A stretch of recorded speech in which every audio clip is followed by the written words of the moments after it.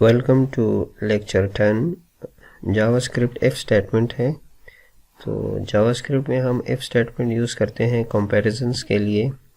अगर दो चीज़ों का, दो ऑब्जेक्ट का हम कंपैरिजन करते हैं, उसमें हम इफ़ यूज़ करते हैं। फॉर एग्जांपल, अगर हमारी स्टेटमेंट ट्रू है तो स्टेटमेंट रन हो जाएगी, अदरवाइज़ नहीं होगी। तो लेट्स सी, इसमें हम एक वैल्यू लेते हैं x is equal to 100 और दूसरी वैल्यू है y is equal to 90। तो हम इसको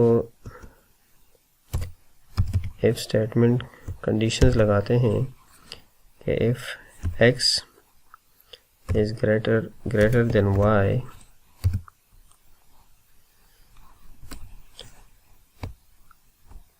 कर्ली ब्रेसेस यूज करते हैं इसके लिए। Documents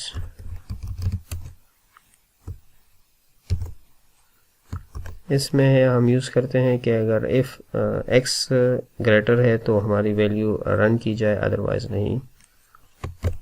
x is greater.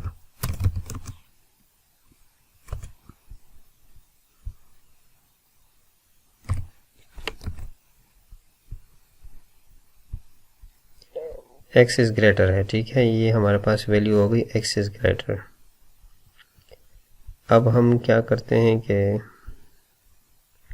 क्योंकि x की वैल्यू ग्रेटर है, अब हम इसको 100 करते हैं इसको। अब देखिए, अब रन नहीं हुई क्योंकि ग्रेटर नहीं है, ये इक्वल है। इसको अगर हम इक्वल करते हैं, यहाँ पे देखिए वैल्यू ट्रू है तो रन हो गई है। तो दो चीज़ों का कंपैरिजंस है, इसमें हम लेस देन का साइन भी यूज़ कर सकते हैं। ये देखें अभी नहीं है। इसमें अगर हम y की वैल्यू को ग्रेटर कर देते हैं, 1000 कर देते हैं, तो फिर हमारा जो है अब y वैल्यू है।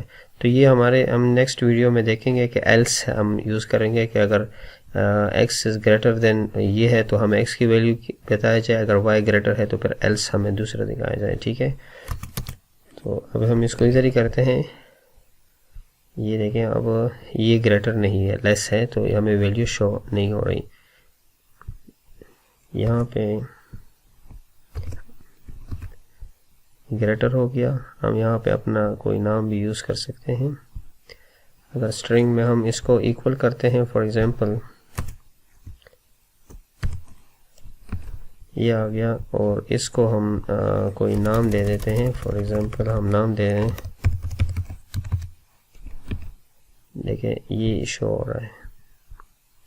यहाँ पे हम इसको स्ट्रिंग करते हैं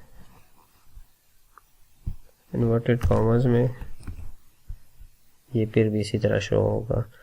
तो बस इफ स्टेटमेंट हम यूज़ करते हैं कंपैरिजंस के लिए। इस वीडियो में इतना ही, मिलते हैं नेक्स्ट वीडियो में। सी यू।